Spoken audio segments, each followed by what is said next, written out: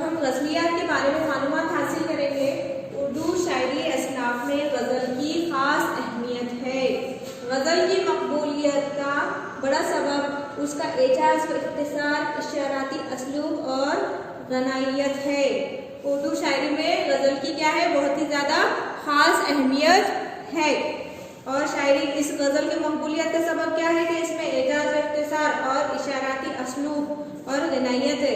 गज़ल में गुनागो इंसानी जज्बों को कम से कम लफ्ज़ों में अदा किया जाता है। गज़ल के अंदर क्या किया जाता है, अलग अलग इंसानी जज्बों को कम से कम लफ्ज़ों में अदा किया जाता है। क्लासिक गज़ल में बुनियादी तौर पर हुस्न इश्क के मामलात और क़ल्बी वारदात को बयान किया जाता था।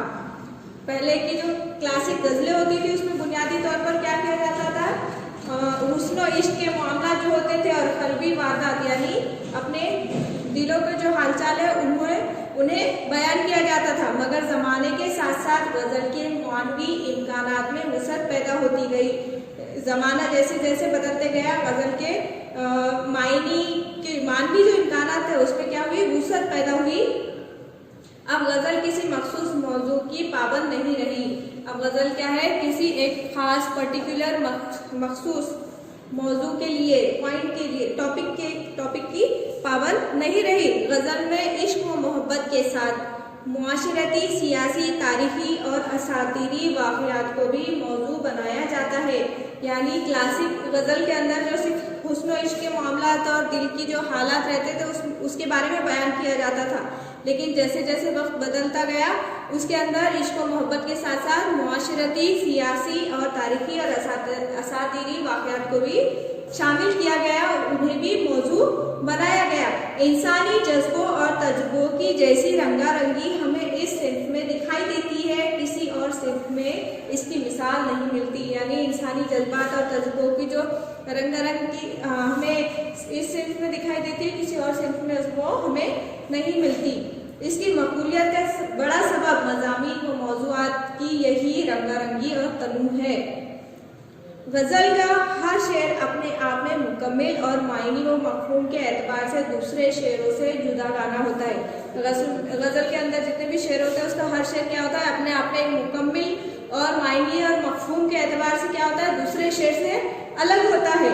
गज़ल की एक मखसूस हैयत है, उसकी एक मखसूस हैयत है। इसमें मतला, हुस्न मतला, खाफिया और रदीफ वगैरह की खास अहमियत है। गज़ल की क्या है, मखसूस हैयत है। इसमें क्या होता है, मतला होता है, हुस्न मतला, खाफिया और रदीफ, इनकी खास अहमियत है। मतला किसे कहते हैं, मतला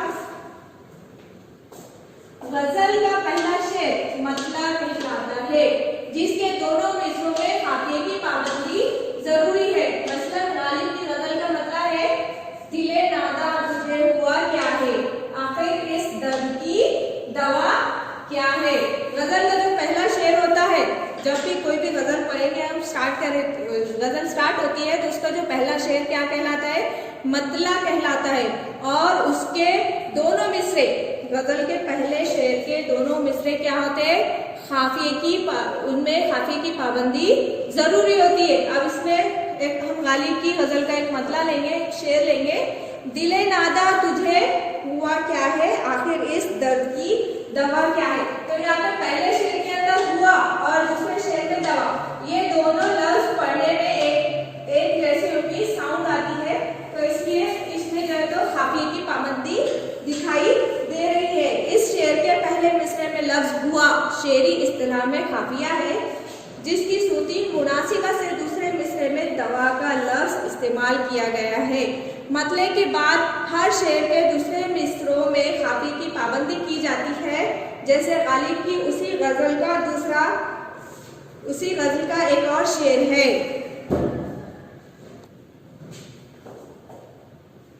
अब इस दूसरे शेर में हम देखेंगे कि गज़ल के अंदर मतले के बाद हर शेर के दूसरे मिसरे में खाफिये की पाबंदी की जाती है। अब जैसे गालिब की उसी गज़ल का एक और शेर है, हम है मुश्ताक और वो बेजार, या इलाही ये माजरा क्या है। यानी पहले शेर के अंदर में जो है दिले नादा तुझे हुआ क्या है, आखिर इस दर्द की दवा क्या है। ये पहले तो हुआ और दवा ये क्या थे यहाँ पर काफिये थे, और एक शेर के बाद और एक काफिया, यानी यहाँ पर हुआ, दवा और माजरा, ये इस तरह यहाँ पर काफिया इस्तेमाल किया गया है। तो इस शेर में माजरा काफिये के तौर पर इस्तेमाल किया गया है, जो हम आहम के लिहाज से हवा हुआ और दवा से मुमासिलत रखता है, यानी हुआ दवा से माजरा क्या करता है, मुमासिलत रखता है। रदीफ और काफिये के सबब गजल में खुश आहंगी पैदा होती है। मतले के बाद वाले शेर में अगर मतले की तरह दोनों मिसरों में काफिये की पाबंदी हो तो हुस्ने मतला कहलाता है।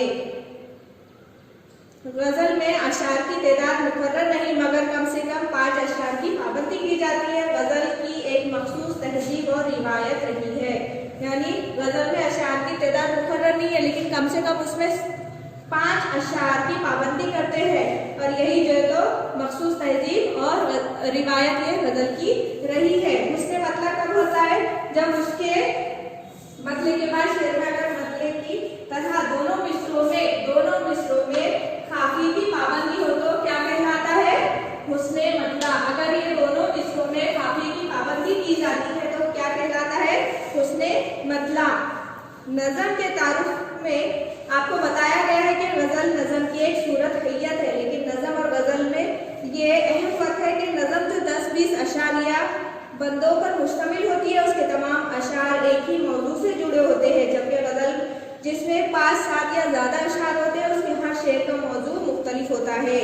यानी आपको ये बताया गया है कि नज़म और गजल एक ही सूरत के हैं, एक ही हैयत के हैं, लेकिन दोनों में क्या है, अहम फर्क है। नज़म जो 10-20 शेरों पर बनाई जाती है, मुश्तमिल होती है, उसके तमाम अशार का, नज़म के तमाम अशार का मौजू सिर्फ एक ही होता है, लेकिन गजल में जो है तो उसका हर शेर का मौजू मुख्तलिफ होता है। यानी गजल शायरी की एक हैयती सूरत है। गजल क्या है, शायरी की एक हैयती सूरत है। इसके पहले शेर के दोनों मिसरे हम काफिया होते हैं। इसके पहले शेर के दोनों मिसरे क्या है, यहाँ पर हम काफिया है, जैसे यहाँ पे हुआ और यहाँ पे दवा, ये दोनों क्या है, हम काफिया है। तो ये शेर क्या कहलाता है, मतला कहलाता है। फिर बाद के हर शेर में दूसरे मिसरे में मतले के काफिये से मिलता दूसरा काफिया इस्तेमाल किया जाता है, और उसके बाद के हर शेर के दूसरे मिसरे में मतला के काफिये से मिलता दूसरा काफिया इस्तेमाल किया जाता है। यानी अब ये पहला शेर हो गया, उसके दूसरा शेर, पहले शेर से मिलता जुलता उसके दूसरे शेर में जो है तो हम काफिया इस्तेमाल किया जाता है, और फिर बाद के हर शेर के दूसरे मिसरे में मतलब के काफिये से मिलता दूसरा काफिया इस्तेमाल किया जाता है। काफिये के बाद तकरार से आने वाले लफ्ज को रदीफ कहते हैं। अब हम रदीफ किसे कहते हैं वो काफिये के बाद तकरार से आने वाले लफ्ज को रदीफ कहते हैं। यानी यहाँ पर गजल के आखिरी शेर में शायर अपना तखल्लुस इस्तेमाल करता है, उसे मख्ता कहते हैं। अब यहाँ पे जो है तो सौदा की गजल बताई गई, सौदा की गजल की मिसालें बताई गई है कि मतले के काफिये में उन्होंने करम और खदम इस्तेमाल किया था, और दूसरे मतला के बाद जितने शेर थे उनके काफिये हम, खदम और तब वगैरह इस्तेमाल किया। और रदीफ यानी देखते हैं, ऐसे कुछ अल्फाज जो तकरार बयान करते हो उन्हें रदीफ कहते हैं। और मख्ता किसे कहते हैं, आखिरी शेर में आखिरी शेर जिसमें शायर का तखल्लुस इस्तेमाल किया जाता है उसे मख्ता कहते हैं। जैसे अगर वो सौदा की अगर गजल है तो उसमें सौदा अपना तखल्लुस आखिरी शेर में इस्तेमाल करते हैं, अगर गालिब की गजल है तो गालिब अपना तखल्लुस इस्तेमाल करेंगे। तो इस तरह आखिरी शेर जिसमें शायर का तखल्लुस इस्तेमाल किया जाता है उसे मख्ता कहा जाता है। यहाँ पर एक गजल है जिसे सैयद गुलाम हुसैन चिश्ती इलजपुरी ने लिखा हुआ है। इसके अंदर उन्होंने जो उनके दर्द दिल के बारे में जो कहा है उसके बारे में हम पढ़ेंगे। सबसे पहले हम इनके बारे में मालूमात देखते हैं कि आमतौर पर शुमाली हिंद को उर्दू अदब का गहवारा समझा जाता है। आमतौर पर शुमाली हिंद को क्या समझा जाता है, उर्दू अदब का गहवारा। उर्दू के अहम शोरा मसलन मीर, गालिब, सौदा, दर्द वगैरह इसी खित्ते में उभरे। ये लोग कहाँ के थे? ये तमाम उर्दू के अहम शायर है, कहाँ के थे वो? शुमाली हिंद के। कौन से? मीर, गालिब, सौदा और दर्द, ये शुमाली हिंद से ताल्लुक़ रखते थे। उसी ज़माने में जनूबी हिंद में कुली कुतुब शाह, वली दखनी और सिराज औरंगाबादी वगैरह मशहूर हुई। और सैयद गुलाम हुसैन चिश्ती इलजपुरी ने वस्त हिंद में शेर व सुखन की शमा जलाई। इन्होंने, सैयद गुलाम हुसैन चिश्ती इलजपुरी ने वस्त हिंद में शेर व सुखन की शमा जलाई। अब सैयद गुलाम हुसैन कौन थे? सैयद गुलाम हुसैन चिश्ती इलजपुरी 1718 ईस्वी में इलजपुर यानी बरार में पैदा हुए। कब पैदा हुए वो? 1718 ईस्वी में। कहाँ पर? इलजपुर में। इसीलिए उन्हें इलजपुरी कहा जाता है क्योंकि वो इलजपुर में पैदा हुए थे, सैयद गुलाम हुसैन चिश्ती। उनके वालिद सैयद गुलाम हुसैन साहब करामात बुजुर्ग थे। उन्होंने अपने वतन कछूछा यूपी को छोड़कर इलजपुर में सुकूनत इख्तियार की। उनके वालिद ने उनके वतन यूपी को छोड़कर इलजपुर में सुकूनत इख्तियार की, यानी वो वहाँ पर रहने लगे। सैयद गुलाम हुसैन पर अपने वालिद की सूफियाना तालीमात के गहरे असरात पाए जाते हैं। दीगर सूफिया की तरह वो भी मजहबी रवादारी और हिंदू मुस्लिम इत्तेहाद के कायल थे, यानी दूसरे सूफियों की तरह हजरत सैयद गुलाम हुसैन चिश्ती भी हिंदू मुस्लिम इत्तेहाद के कायल थे। और उनकी नज़म एक रंगनामा कौमी यकजहती को फ़रोग़ देने वाली है। और उन्होंने एक हिंदू मुस्लिम इत्तेहाद के ऊपर एक नज़म भी लिखी थी, एक नज़म लिखी थी, एक रंगनामा, जो कौमी यकजहती को फ़रोग़ देने वाली है। खलंदरनामा, अशगालनामा, सखीनामा और ओधोनामा भी इसी कबील की नज़में हैं। ये भी कौमी यकजहती को फ़रोग़ देने वाली ये भी दूसरी नज़में हैं। उन्होंने उर्दू दीवान के अलावा एक फ़ारसी दीवान भी छोड़ा, यानी उर्दू अदब के अलावा उन्होंने फ़ारसी दीवान भी छोड़ा है। गुलाम हुसैन इलजपुरी का इंतकाल इलजपुर में 1795 में हुआ था। गुलाम हुसैन का इंतकाल इलजपुर में 1795 में हुआ था। अब इसके अंदर वो क्या कहना चाहते हैं इस गज़ल में? दर्द दिल गैर को बताऊं क्या, कोई हमदर्द नहीं सुनाऊं क्या। यानी इस शेर में शायद ये कहना चाहता है कि मैं अपने दिल का दर्द गैर को बताऊं क्या। यानी इसमें जो है तो एक जनूबी हिंद की जबान, एक उर्दू जबान का इस्तेमाल किया गया है, जैसे बताऊं, यानी यहाँ पर बताया गया बताऊं या सुनाऊं। इसका मीनिंग क्या है? बताऊं, सुनाऊं। शायद ये कहना चाहता है कि मैं मेरे दिल का दर्द जो है गैर को क्या बताऊं, मेरा कोई हमदर्द नहीं है, मैं सुनाऊं क्या, किसे सुनाऊं। जख्म सीने के मेरे सीने को कोई जर्राह नहीं, सिलाऊं क्या। मेरे सीने के जख्म, सीने के लिए यानी मेरे दिल के जो दर्द है, जो जख्म है, उसे सीने के लिए कोई जर्राह नहीं। जर्राह का मीनिंग क्या है यहाँ पर? ऑपरेशन करने वाला। यानी मेरे दिल में जितने भी, मेरे सीने में जितने गम है, जितने दर्द है, मेरे सीने के लिए कोई भी जर्राह यानी ऑपरेशन करने वाला नहीं है, तो मैं सिलाऊं क्या, कैसे सिलाऊं उनको, मेरे सीने के जख्मों को किससे सिलाऊं। मेरे सीने के जख्म को सीने के लिए कोई भी नहीं, यानी मेरे जख्मों पर मरहम लगाने वाला है मेरा कोई भी नहीं है। गल के पानी हुआ है खूने जिगर, दिल के टुकड़े किसे दिखाऊं क्या। यानी मेरे शायर कहता है कि मेरे जिगर का जो खून है गल के क्या हो गया है? पानी हुआ है, और दिल के टुकड़े किसे दिखाऊं क्या। यानी मैं मेरे दिल के टुकड़े, मेरे दिल का गम, मेरे दर्द को सुनने वाला कोई नहीं है, कोई हमदर्द नहीं है, तो मैं अपने दिल के टुकड़े दिखाऊं किसे, मेरे दिल का दर्द किसे सुनाऊं। अपने आंखा की कैफियत कहकर चश्मे नरगिस कती रुलाऊं क्या।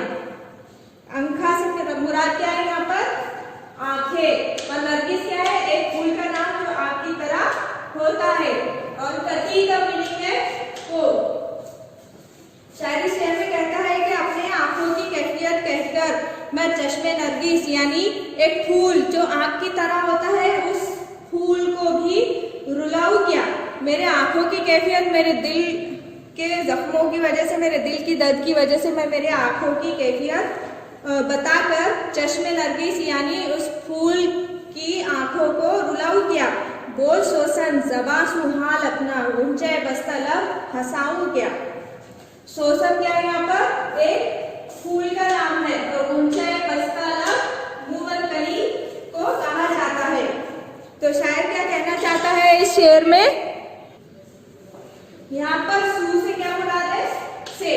तो इस शेर में शायर क्या कहता है, बोल शोषण यानी फूल का नाम है शोषण, उस फूल से कह रहा है शायर कि बोल शोषण, शोषण तू बोल, फूल तू बोल, जबान सुन हाल अपना, अपनी जबान से अपना हाल बता। गुंचाए बस्ता लब हंसाऊं क्या। गुंचाए बस्ता लब यानी बंद मुंह कली को मैं, जो कली होती है जो बंद होती है, कली जब खिल जाती है तब वो एक फूल बनकर एकदम खुशनुमा फूल बन जाता है, लेकिन अभी वो बंद मुंह कली है, तो मैं उस गुंचाए बस्ता लब को हंसाऊं क्या। दाग सीने का अपने दिखलाकर, गुले लाला का दिल जलाऊं क्या। शायर इस शेर में कहता है कि मैं अपने सीने के दाग दिखाकर, अपने सीने का दर्द, अपने दिल का दर्द, अपने सीने के जख्म जो है तो दिखाकर गुले लाला का दिल जलाऊं क्या, यानी फूल का दिल जलाऊं क्या। रो सियाही सू रब हुजूर हुसैन, हाथ खाली हूँ अब ले जाऊं क्या। यानी शायर इस शेर में ये कहना चाहता है कि, शायर इस शेर में कहना चाहता है कि रो सियाही सू रब हुजूर, यहाँ सू से मुराद क्या है, से, और हाथ यहाँ पे हाथ तो नहीं है, हाथ, और ले जाऊं यानी ले जाऊं, यानी शायद ये कहना चाहता है कि मैं अपने अल्लाह ताला के पास, अपने खाली हाथ है मेरे, मैं अल्लाह ताला के पास मेरे खाली हाथ कैसे लेकर जाऊं। मेरे दिल में बहुत ज्यादा, मेरे सीने में बहुत सारे गम है, दर्द है, और मैं बहुत ही ज्यादा रुस्वा हो चुका हूँ, मेरे हाथ खाली है, और मैं अपने अल्लाह ताला के पास मैं अपने खाली हाथ ले जाऊं क्या। आखिरी के शेर में शायर ने अपने खुद का जो नाम इस्तेमाल किया है, इसे क्या कहते हैं, मख्ता कहते हैं। जैसे आखिरी के शेर में आपने अगर गौर किए तो आपको समझ में आएगा कि रू सियाई सू रब हुजूर हुसैन, यानी सैयद गुलाम हुसैन ने ये अपनी गजल लिखी है, और उसमें उन्होंने गजल के आखिरी शेर में अपने खुद का नाम इस्तेमाल किया है, तो इस शेर को हम मख्ता कहते हैं। तो ये इसे आपके लिए एक और एक एग्जाम्पल है उसकी मख्ता की, जिसे आप अच्छे से समझ सकेंगे। इस तरह शायर अपने दिल का हाल इस गजल के अंदर पेश करता है।